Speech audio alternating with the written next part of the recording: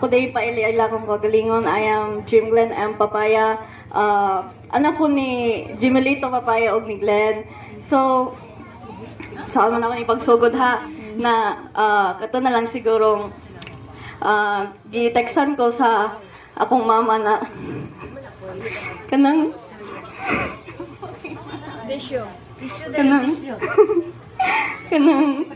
kanang namatay na daw si Lolo bitaw niya.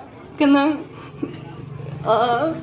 at first kanang wala pa ko'y reaction kay kanang during man to sa exam, so like kailangan pa na ako i-continue akong exam kay arang last day na bitaw. So pag after kay niabot na din ko sa office nila papa din niya to sila sa D group nila dayon mga alas